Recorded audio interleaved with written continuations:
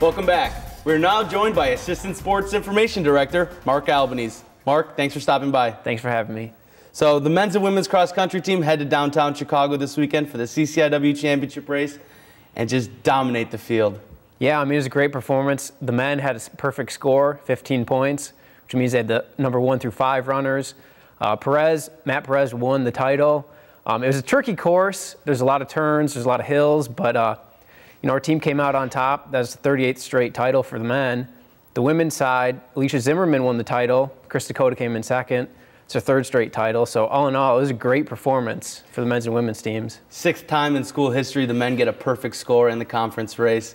That team really seems to like to run in packs. I mean, it seems like every time there's a Cardinal runner, there's at least 1 or 2 others right by him. Yeah, that really goes with the team philosophy they have. I think it helps having, it's a level of familiarity. Everybody's there pushing each other along, and obviously it shows dividends. They've won 38 straight, and they're a force on the regional and national level as well. Well, the Red Zone headed downtown to witness the Cardinals sweep at the CCIW Championships.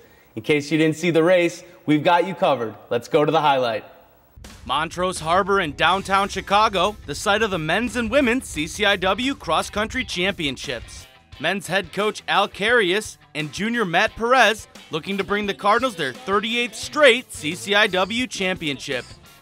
Coming over the big hill on the course in the first lap, it's a trio of Wheaton Thunder runners keeping up with all 10 Cardinals who are being paced by Matt Perez and Neil Klein.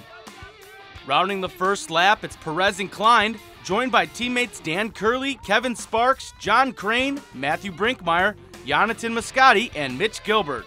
At the finish, it's Matt Perez taking the individual crown with a time of 25 minutes, 15 seconds. Teammate Neil Klein crosses second in 25 minutes, 23 seconds.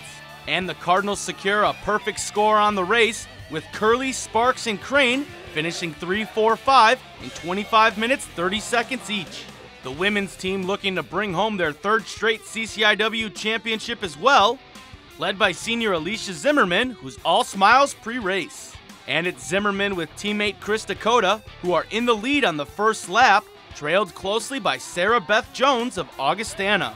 Fellow Cardinals Marge Lipinski and Kayla Bingham running in the top 10, with Amanda Merrick not far behind, and senior Amy Schwent keeping pace with the top 25.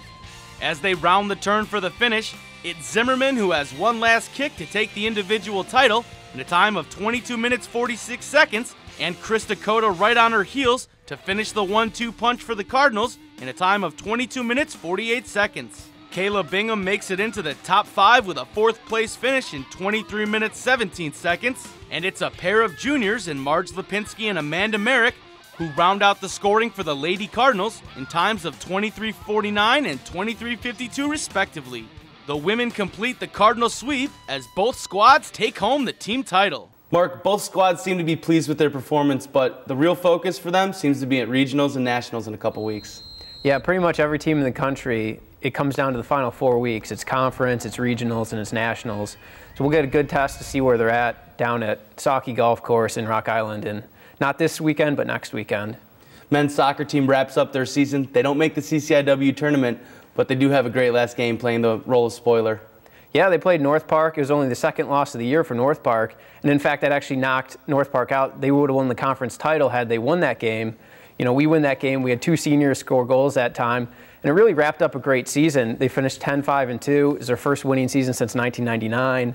The team finished, they were ranked at one point in the region. And I mean, they had a great season, something to build on next coming years. It really shows what Coach Klosterman has done with this squad. Now that he's got all his players that he's recruited on the team, he's really building, quite a program here. Yeah, and you've kind of seen the progress. When he took over the program, they were winless. The next year they had 4 wins, 8 wins. Now they're at 10 wins. You can really see the progress. The guys are buying into the program. There's some great young players. It's gonna be tough replacing some of the seniors. Guys like Philip Klipp and Mike McAvoy have been great goaltenders for us. Some of those defensive guys, but in the long run, they're in great shape. Another team wraps up their season, the women's volleyball. They improve on last year's record and secure a winning record for the season, but individually, Ryan Lally sets the career mark for assists. Yeah, that's a really impressive feat, especially since she's just a junior, so she has another year to tally some more assists. She's had an amazing career thus far, and the team lost 3-0 to Wheaton yesterday in the CCIW play-in game. that score doesn't necessarily indicate how close it was. 2 of the sets were, we were 2 points shy of tying it. So, I mean, short end of the stick on that one, but, they're looking forward to next year. Mark, thanks so much for coming by. Thanks for having me. That's all the time we have for this week's Red Zone. The Wheaton College Thunder come to town on Saturday to take on the Cardinals. Kickoff is set for 1 p.m. The Red Zone will be there. We hope you will too. I'm Marc Dahlquist. See you right back here next week on the Red Zone.